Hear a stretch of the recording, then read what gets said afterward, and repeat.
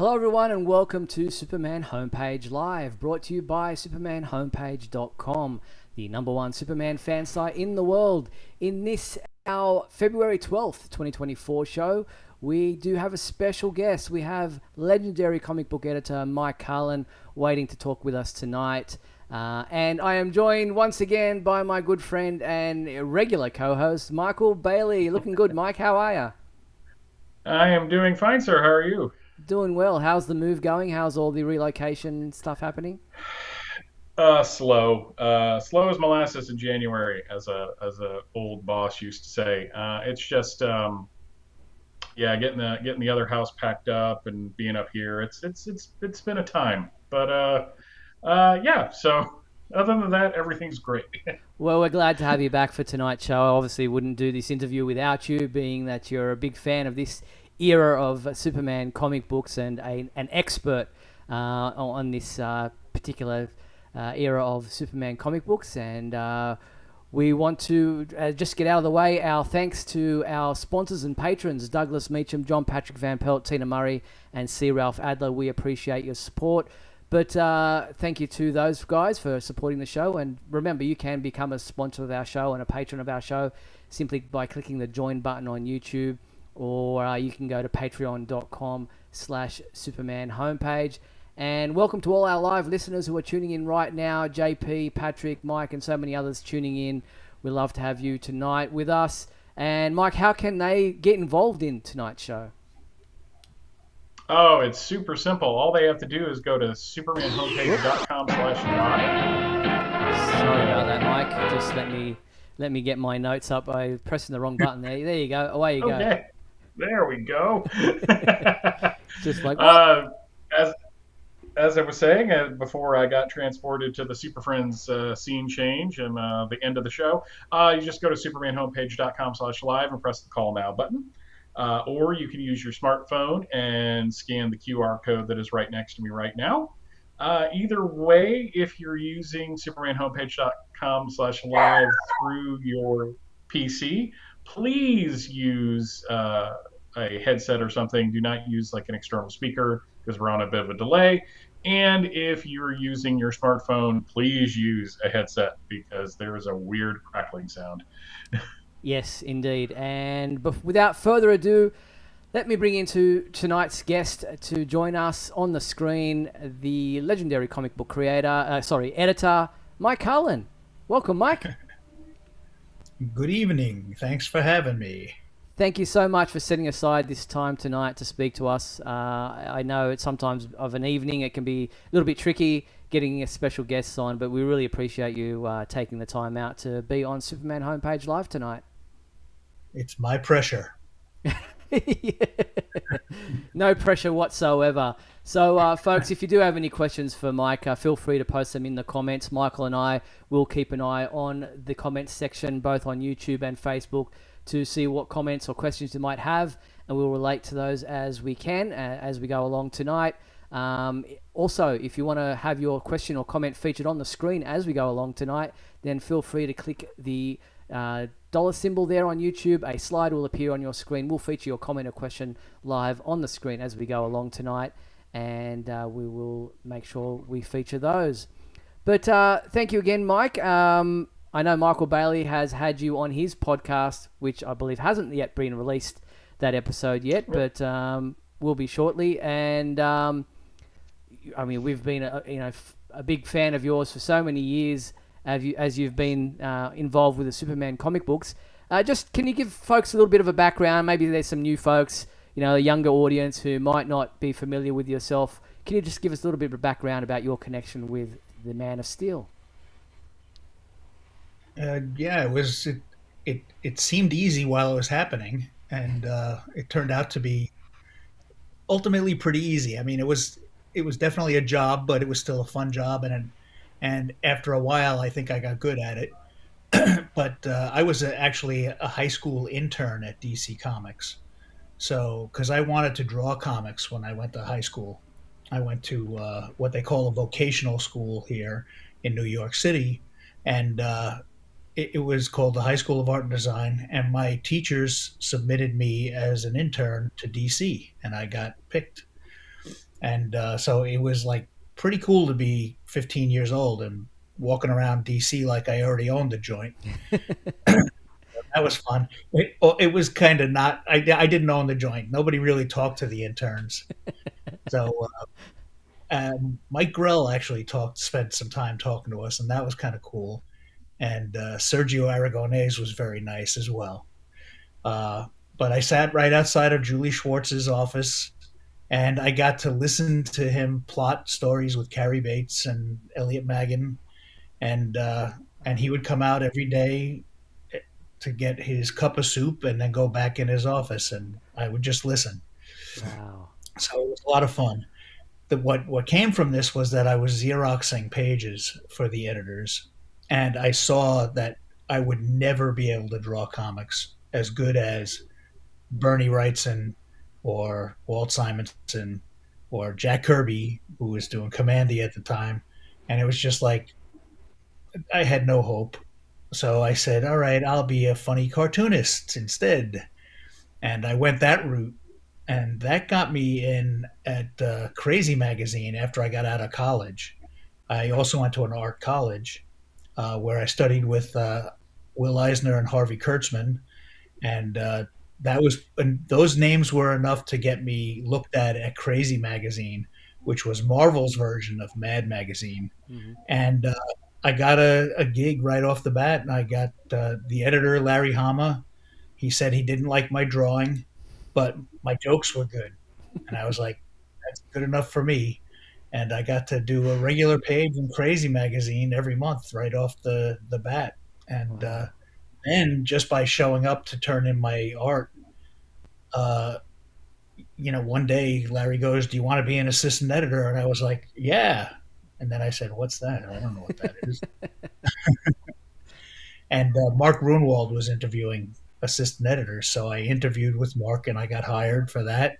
And then I was in the editorial pool, and it was great because I was I wasn't able to do the artwork or write the actual stories, but I was articulate enough about how to do it, Hmm. and I could help people who could do it maybe do it better. So I was the schooling definitely helped.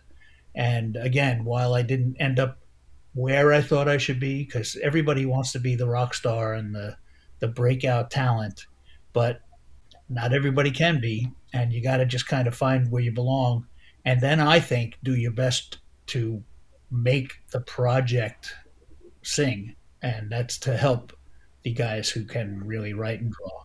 Hmm. That's where I Fascinating. ended up.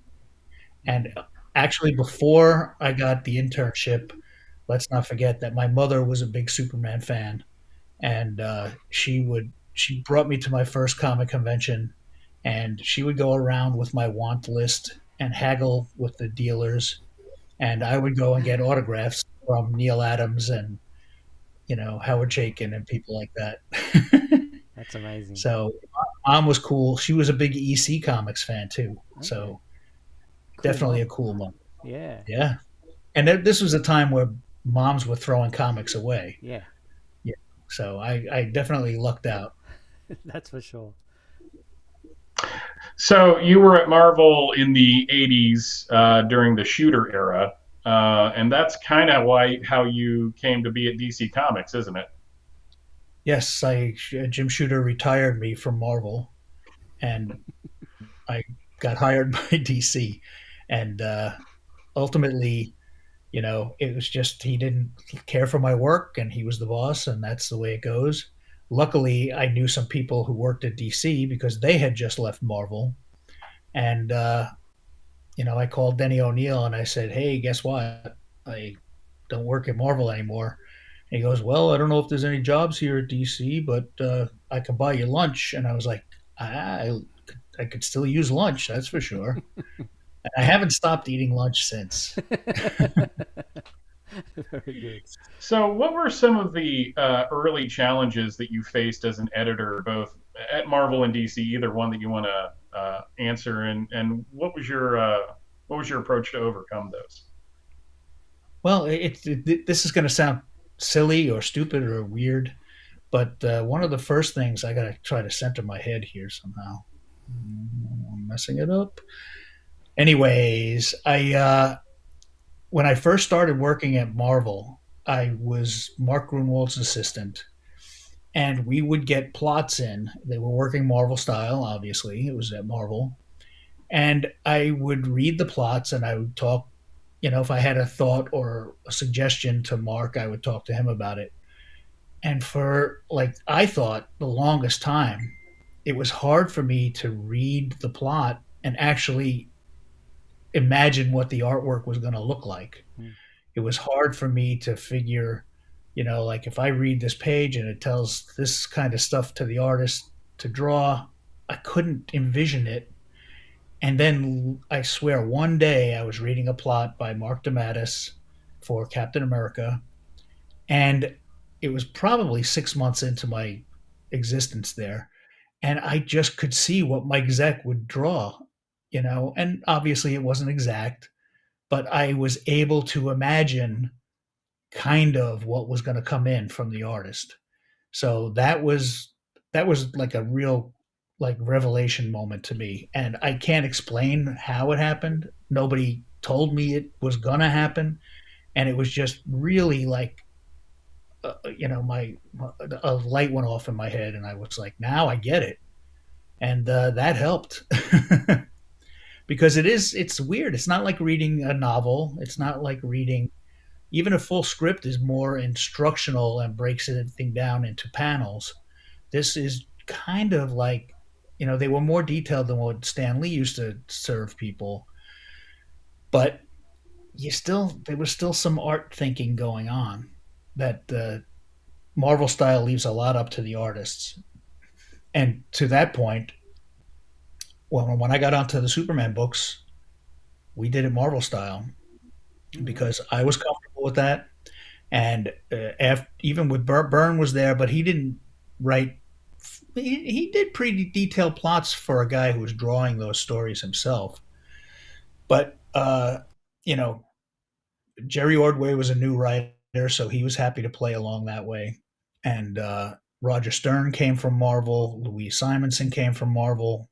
Dan Jurgens was a DC guy, but he liked doing the plots, even though he was an artist as well.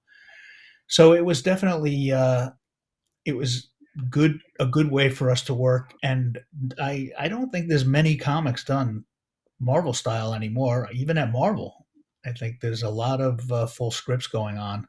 And I just find it easier, especially when we started tying all the stories together.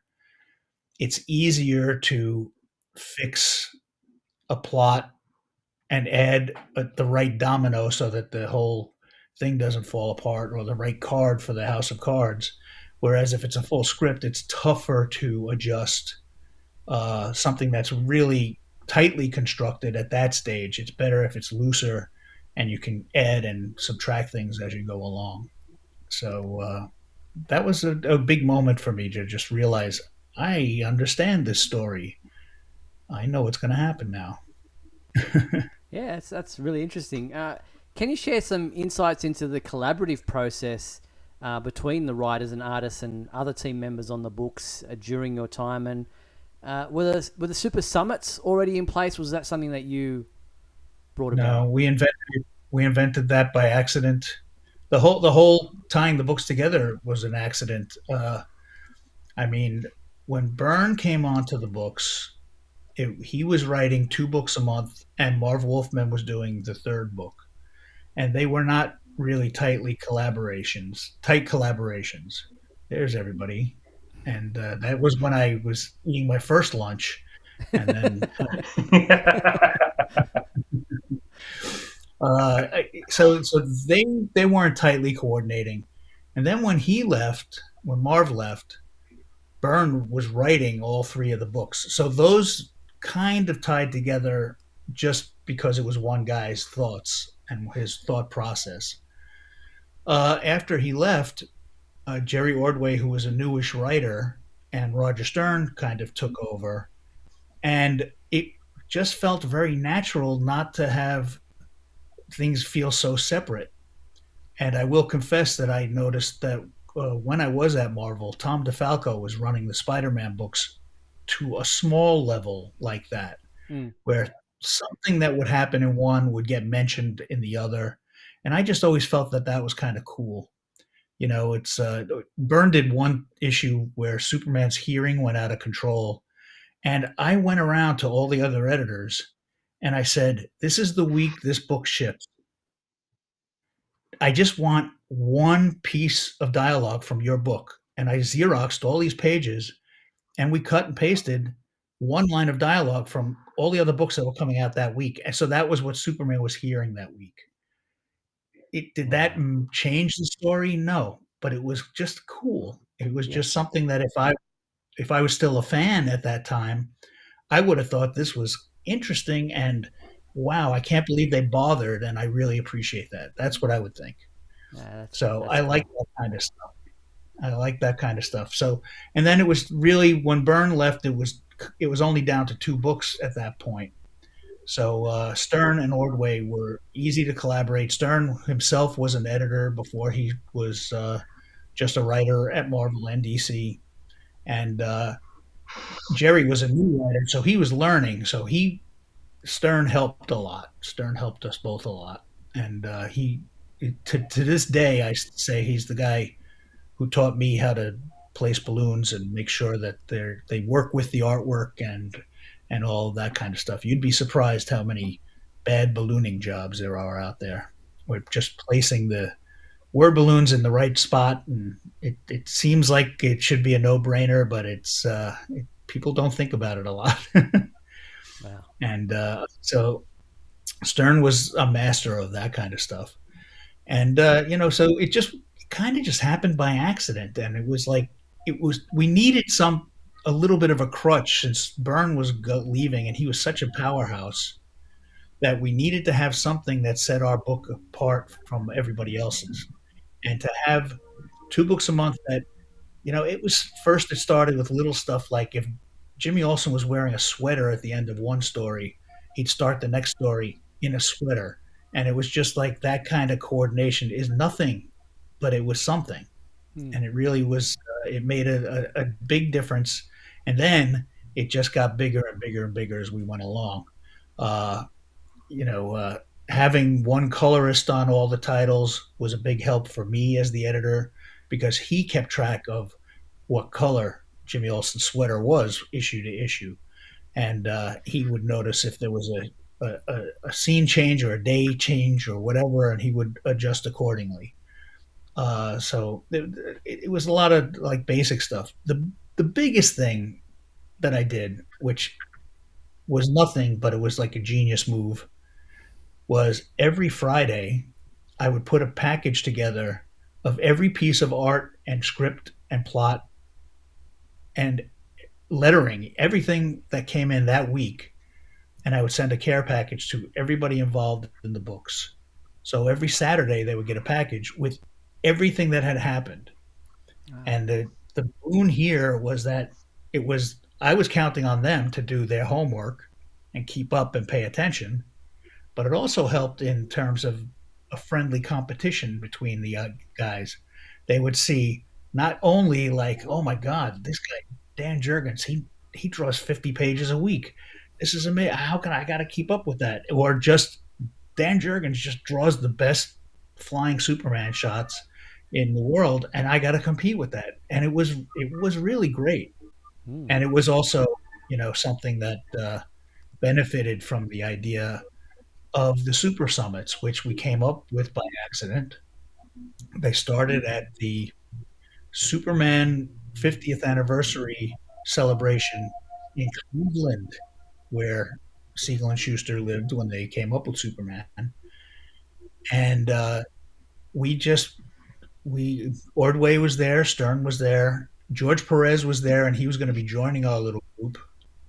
And Kurt Swan was there. And we just went out to dinner and we plotted an action annual while we were at dinner. Hmm. And it was an annual that had all the artists involved and everybody, all the writers were involved, and everybody got to be part of that. It was part of the Superman Exile storyline, and everybody contributed, and it was just fun. And it was just like, and I've gone to plot lunches and stuff where it's just the editor and the writer, and that's good too. But this was like an orchestra. And at the end of it, I was like, and Kurt Swan was putting in ideas. And at the end of it, I was like, Kurt, how did that compare to the old days when you would go out to plot with Gene Schwartz? And he said, well, they never let the artist in on the plotting. Oh wow. And I was like, oh no, that was the saddest thing I ever heard. It was like, this is terrible. And he clearly had thoughts, and it was just like, oh man, I think it's kind of important. And then I started including the inkers who were not necessarily plotting the stories, although Brett Breeding took an active role in a lot of the work he worked on. But just so that they would feel like they were part of the show, Mm. and all the way down to the colorist.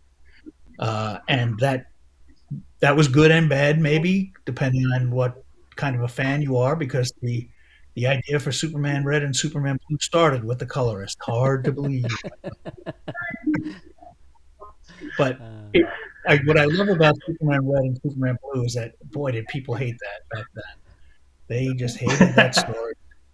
They hated that costume. They hated everything. And now, 25 years later, that's their favorite thing that ever happened in the comics. And it was just I, like, okay, it's because that was their comic when they were 12, yeah. and that's what it's all about. I'm So constantly I think fascinated by that because. Oh, sorry. Go ahead. I was just going to finish that. After we had this dinner, the next time we got together, George was in town, and we did the next summit by accident in his hotel room. And it was just too obvious that it was a good idea. And then I just had to go to the bosses at DC, who started seeing that we were doing something different. And it was not necessarily making $1 million, but our sales didn't go down so much after Byrne left that they were happy. And it was like, but it was getting good buzz what we were doing. And I just convinced them that we needed to have a meeting, and every year, so we could plan it out, and just so everybody involved would feel invested in the stories. Mm. And it paid off, and it was really a great thing. And it cost them money to fly some people in from out of town. And then, as you saw in that picture there, that was probably one of the first ones we had in person. And Kerry Gamble was at that meeting, and Dennis Shanky, the inker, and it was, and I think Glenn Whitmore was in that shot too. And it was just like, there they go. Uh, yeah, there's Glenn standing next to me, and Dennis Shanky is next to him. Roger Stern is behind me, and Brett Breeding and Dan Jurgens. And in the front is associate editor Jonathan Peterson and Jerry Ordway, and then Kerry Gamble off to the side. And it was like, we look we we look happy. They may be fake smile, but definitely we have fun at these meetings. And it was definitely, a check your ego at the door kind of situation. Everybody knew that going in. And except for when George Perez joined, we didn't really have any superstars in the group. If anything, they got to be superstars after this stuff. But George never wielded that either. He was always a great collaborator with everybody. He was just a pleasure to deal with.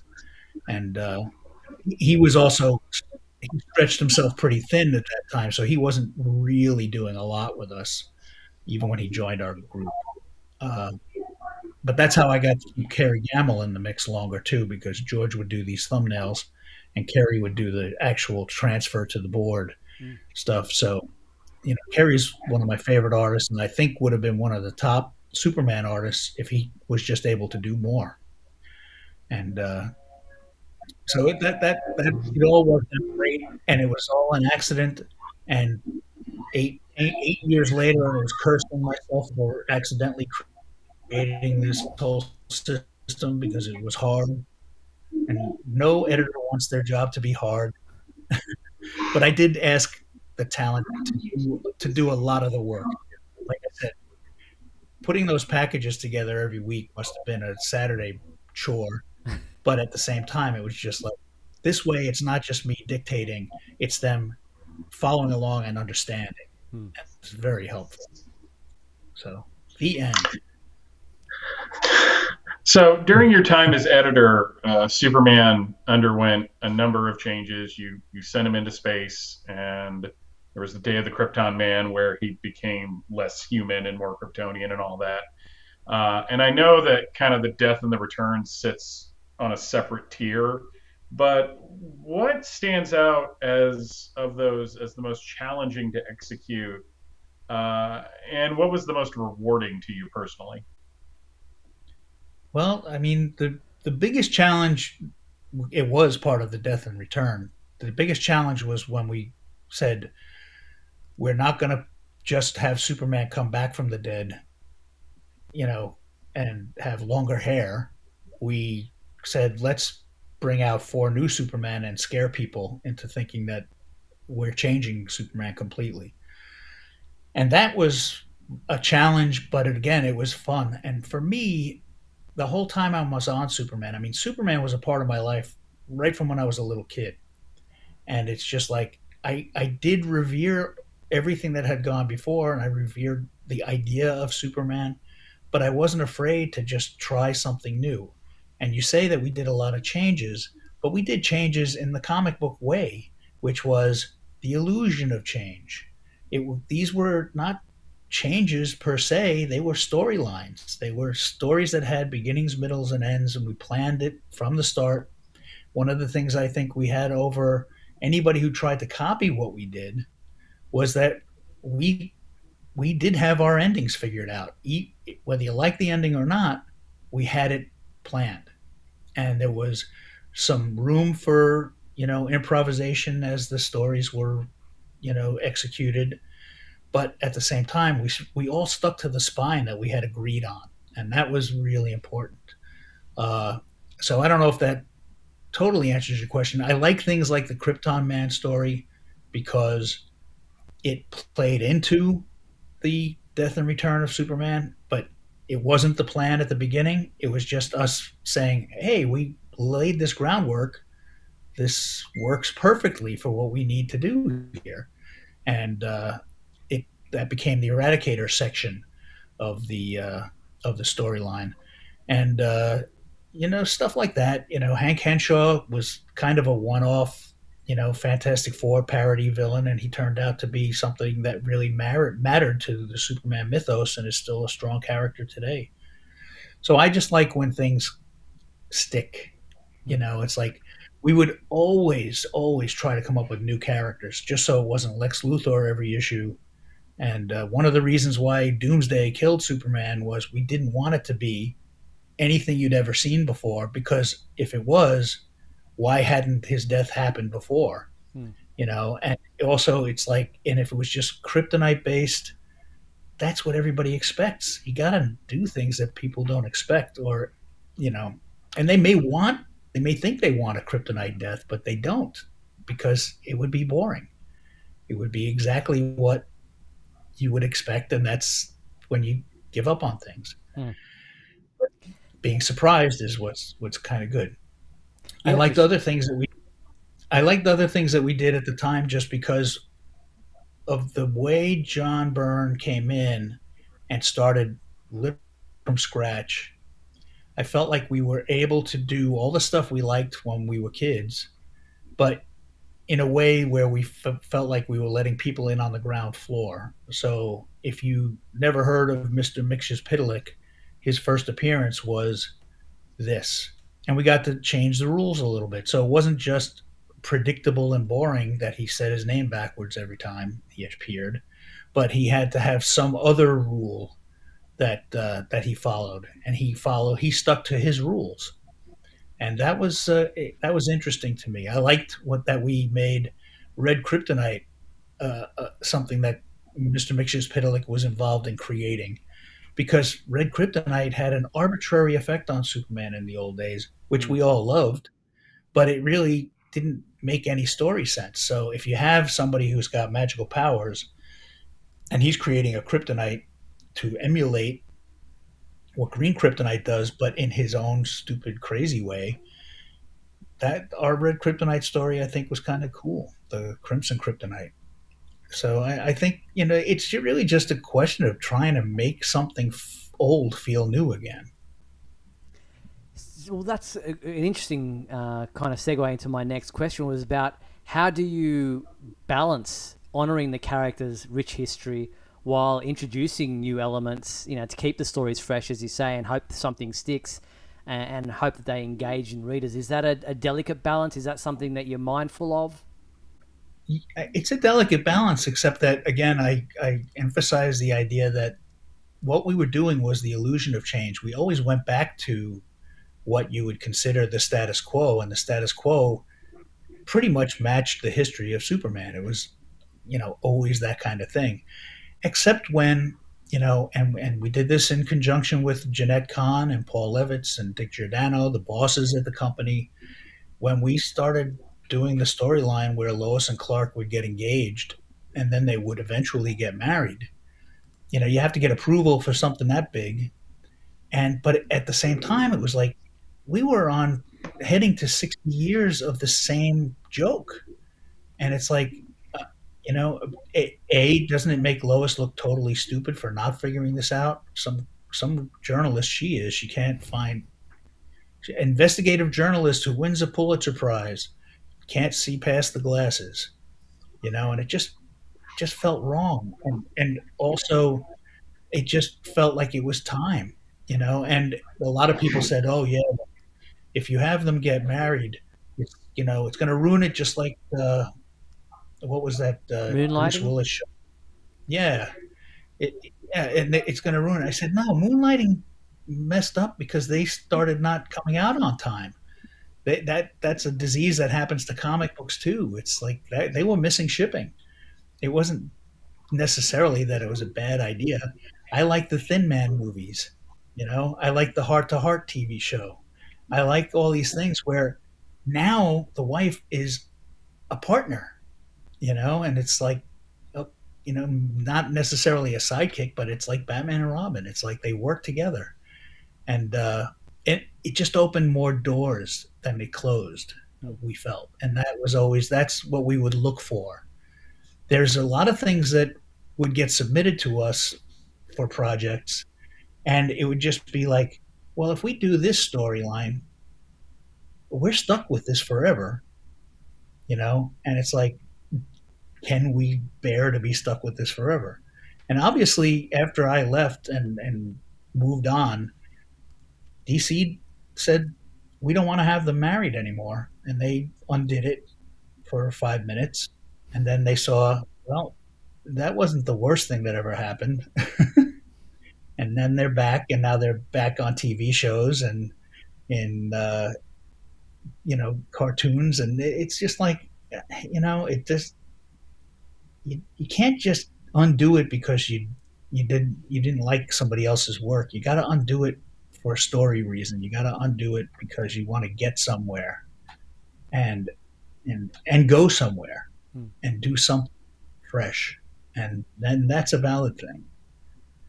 So it is a tightrope, but it was always fun. And look, I don't think we guessed right all the time, And the other trick was to learn, how long should a story be? There's no number, there's no magic number. The story has to dictate that itself. And I felt like we did a long story with the Death and Return, and we ended it with people still wishing that it was going on. So I think that was the right amount of issues, and it was a lucky guess. But there was also 3 phases to that story, so it was not. It was like 3 different stories. Mm. I always, I always say that the death of Superman story itself is not a story. It's the beginning of a story. It's the start of a story. It's just a fight scene otherwise. Yeah, sure. But for a Friend, it was an awesome story, and Reign of Superman was really great too. And I don't think we could have pulled any of that stuff off if the internet was as big as it is now, because we actually managed to keep some things a secret, and it made a Well, that difference. actually segs into the next question. What it was before I mean, the internet existed, but never, not even remotely to the extent that it would become Right. later, even in the 90s. But what role did fan feedback play into the decision-making process? Because I'm guessing at that point it was just mostly letters coming in. Yeah, but we used to get a lot of letters. If we were doing something right, we would get a lot of letters, and they would some of them be really negative and death threaty and all kinds of things. And it was just like, you know, I read every letter. I read every letter that came in. Did I? I mean, now the thing is, you got to remember too that the snail mail was a lot slower. The feedback wasn't instantaneous. It was hard to react because by the time I get a letter about something that they didn't like, I had 3 more months worth of stories already going to the printer. So it was tough to do any kind of super fast reactions. But if something was really hated, I believe we would try to not do that again, and we would try to make sure that uh, we just didn't talk about that adventure again for a while. Hmm. And or at the same time, I would just say we got to stick by our guns. And the Superman, the electric blue Superman is not even a fun story until you get to the red part. So you got to kind of stick to that story and ride it out. So Hmm. that was our thinking all along. Uh, I would never discount what the fans had to say, and I would always take it seriously. But it was a little harder to react right away, and at the same time, you shouldn't always react, even though you're reading it and absorbing it. Like I said, it's like sometimes the fans just want it to stay the same, but do they really want it to stay the same? They don't Hmm. know what they want until you give it to them. And it's like, again, we guess wrong a lot of times, but at the same time, it was just like, we can't just give them more Lex Luthor Kryptonite stories because that is death. That's boring. 100%. Now, obviously, the death and return of Superman is a key moment in time that you're involved in, and you've probably spoken about it till you've blue in the face. But is there any, um, stories behind the scenes, the planning or execution of it that maybe fans aren't aware of, or you haven't spoken about that that come to mind, or is it always the same old stories that you share in every interview that you do? I feel like they're the same old stories, but I also feel like some of them they're important because nobody people still don't believe them and they just make up their own story for what they think happened. Everyone's convinced that Hollywood came and told us that we shouldn't get Lois and Clark married yet in the comics, so we had to come up with something else, and we came up with the death of Superman. That's not even close to the fact. Hollywood never said a peep to us. They were just copying our comics to some degree for Lois and Clark. And Jeanette Kahn and I said, if this show's a big thing, why don't we try to do the wedding at the same time that they do?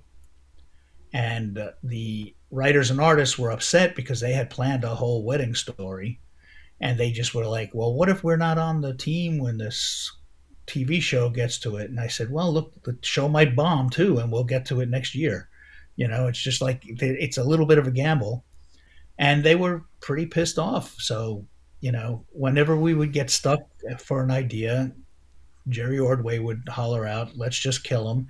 And this time I said, because I knew that they were ready to kill us, I said, if we do that, then what happens? And the then what happens was funeral for a friend stuff. And it was like, we have to kill him because this is too good.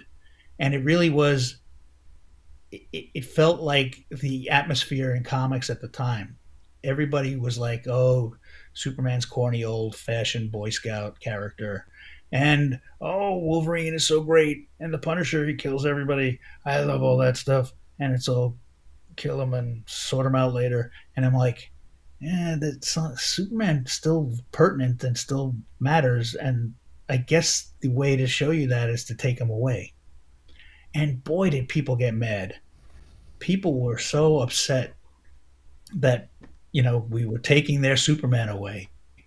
I had a million reporters come into my office. They're like, I became a reporter because of Clark Kent, and I wanted to. And I don't like that you're killing Superman. I was like, when was the last time you bought a Superman comic?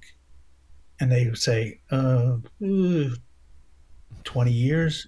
I said, if you don't water the plants, they die, my friend. It's your fault. Nice. And that's the truth. People were mad all over the place. It's like I got a phone call at home one time from Harlan Ellison. And let me tell you, that's a scary moment because if you know Harlan Ellison and his personality and the fact that he even has your home phone number, I was a little upset. And he was like mad at me because we were killing Superman. And he's like, Superman's too important, blah, blah, blah, blah. And I was like, hey, Harlan, you write stories. Doesn't this? And I told him, I said, here's what we're going to do. Here's all the doors that open. Here's the stuff that we may not get to, but is still an opportunity. And by the end of it, he was like, this is a great idea. He thought it was the best idea in the world. And I was just like, why would you want something that just closes out opportunities? And I tricked him. So that was good. And then he never called me at home again. Very good. He did call me at the office a couple of times, but that calling at home was what was scary to me. Yeah, for sure. Was it like the middle of the night? Was it like, did he wake you up of like a dead No, sleep? No, it was early evening. I think I was watching a K.D. Lang concert on video or something. So it's like when JFK was killed. You remember when that phone call came in? Yeah, where was I when K.D. Lang sang about Superman's death? That call must have been after his sci-fi buzz thing on the death of Superman, because that popped up on TikTok recently of him complaining about it when it happened. Yeah, it was. So I guess that was what prompted the call. Well, even if I talked him down off the ledge during my call, it doesn't mean he stuck to that story. He was a shock value kind of. He wanted to be out there, shocking his own audience.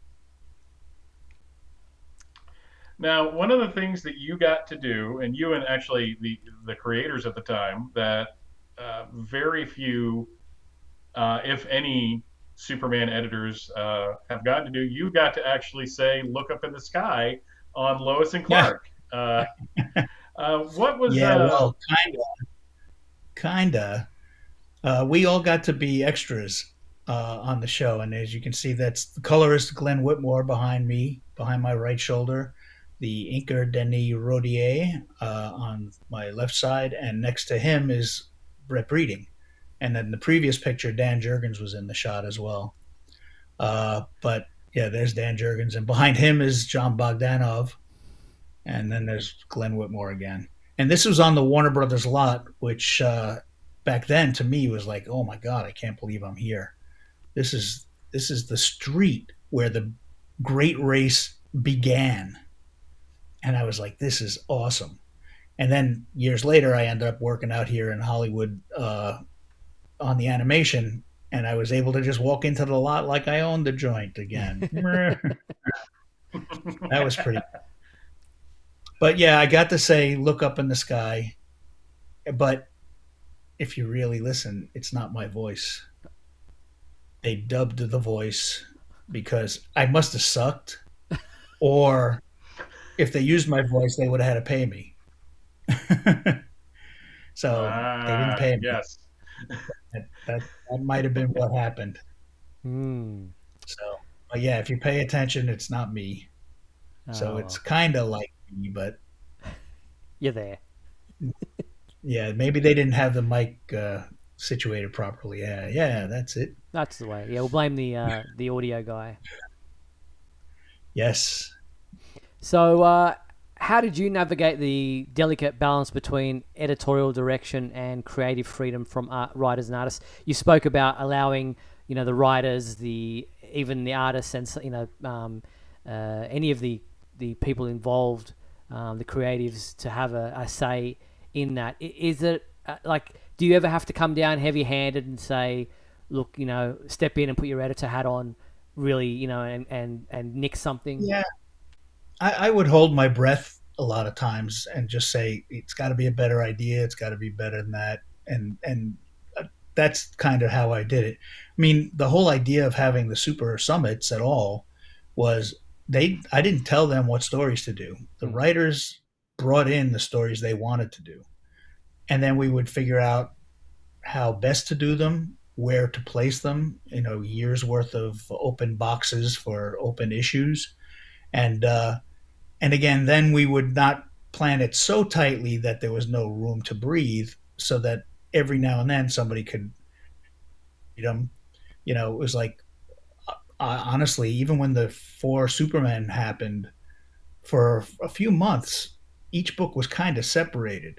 They did stories about Superboy or they did stories about Steel, but they didn't have to coordinate with everybody else so tightly. So there was kind of a little bit of freedom there. And every now and then I would plan a month where it was basically whatever you want to do. So Carl Kiesel got to do a Superman Challenges of the Unknown story. Did that need to happen? Nope. Was it fun? Sure. But it was just like so that it wouldn't feel like an oppressive job to these guys. And then as people dropped out of the team, we would hire new guys, and it would definitely be, if you're going to do this job, it is different than other jobs, and you're going to have to play along, or you should just not take the job. It's okay. We won't feel offended, and we won't be upset. But if David Michelini joined us, he needed to know that he had to play the game, and he did. He did fine with that. And at the same time, I totally understand that that's why editors after me kind of gave up on it. A couple of the guys tried to do it while I was still executive editor, but at the same time, it was just like I could see that it was just wearing people down. My favorite, Big Belly Burger. I was thrilled to see Big Belly Burger represented in the Blue Beetle movie this year. It was great. The Bob's Big Boy parody here was based on editor Andy Helfer. We thought that was a funny thing to do for Andy. And it's just fun to see, and it's that kind of stuff. We had the products of Metropolis, and it was always Big Belly Burger, and there was always, Kiesel coffee and Cool Brow beer, and just, soda cola. It's just like stuff like that, all the way down to the point where we had silly stuff like every cab ride cost $6.50. And that was purely because the inker, John Beatty, when he was inking a page that Jerry Ordway had written, and Jimmy Olsen was getting out of a cab and the word balloon said something like $6.50, Junior, he thought that was the funniest thing that he'd ever read, and he never stopped saying it. $6.50, Junior, $6.50, Junior. And so then we just made every cab ride $6.50 to make ourselves laugh. And some readers caught it, some didn't. And it didn't change the story, but it made, the verisimilitude of the universe matter.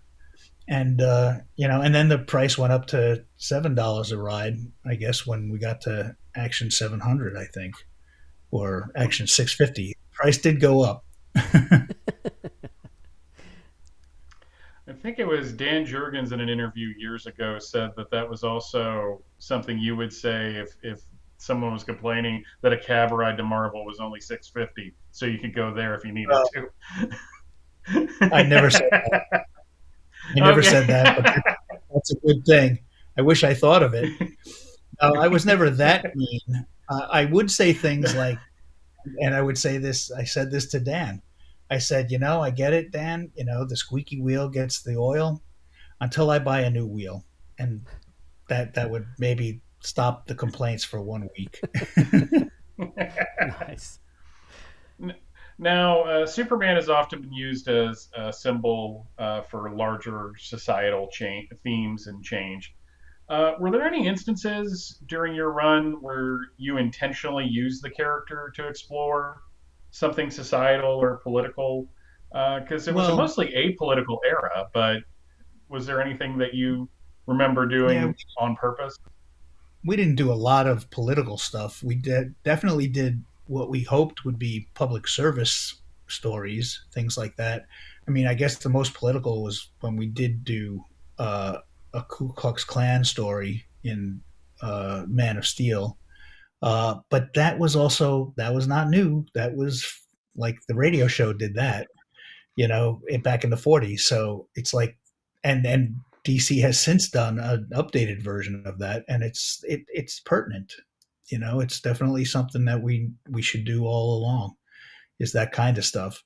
Uh, but I was always happy we did a drunk driving issue, and Dan did that, and we did a homeless issue where the office girl Alice was secretly living in the Daily Planet storeroom, and these were not 6 issue arcs or a year long story. They were just one issue, one offs, and they were sweet, and they also were strong because they were about something that was real. And yeah, Superman in a drunk driving story where alcohol doesn't affect him the same as it affects us, it was a different kind of story for a Superman comic. And could Superman affect, you know, uh, homelessness? Not so easy. And that to me was the interesting stuff that we could do. And so it wasn't always just, you know, Lex Luthor and Mr. Z and all the, whatever conduit and prankster stories we had. It was interesting because, and if anything, I think that something that has been lost over the years, and it's not just in the comics, it's in the movies too. It's not about the civilians who Mm. live in the world that the superheroes live in.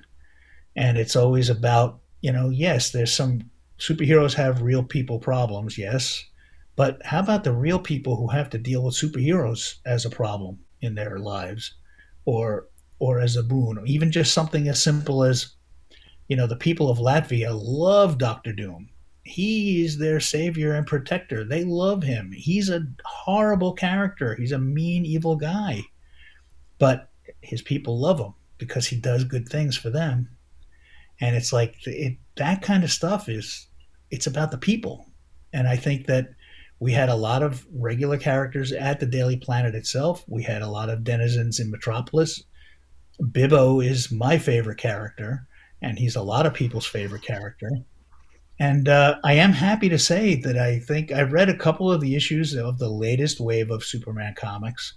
And I even went on one of the Superman fan pages, the Triangle Era page. And I was just like, I don't do this. But the first issues that I read, they got it. They did a good job of telling a fresh Superman story. And they brought back the side characters, and they're using them sometimes. And I just think that it's like they're trying.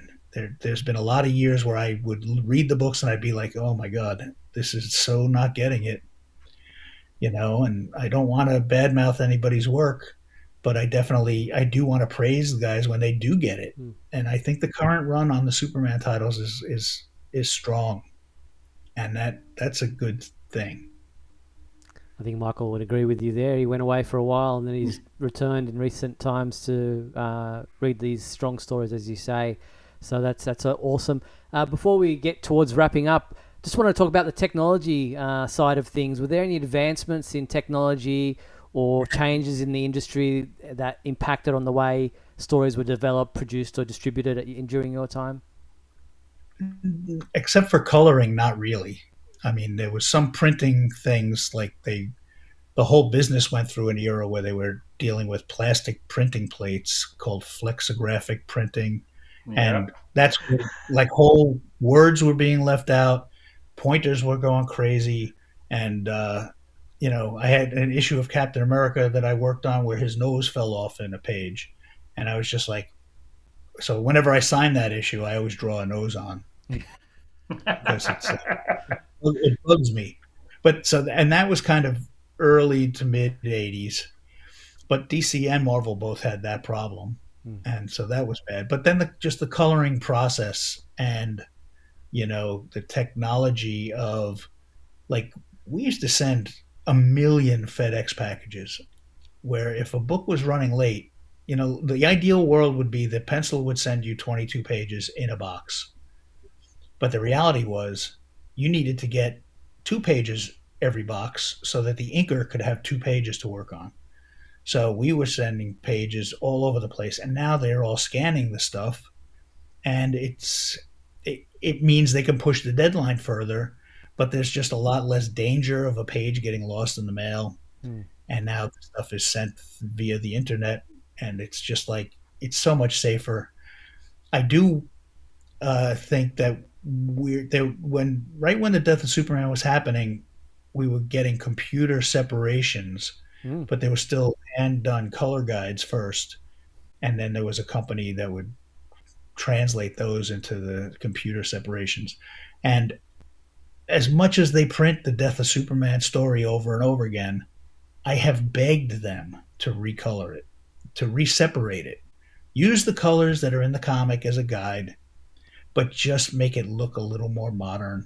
And then it will not age as fast because the artwork itself is still contemporary looking.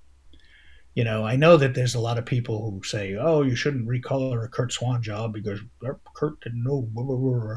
And I'd be like, "Yeah, but that still exists. That stuff is all still out there." Mm.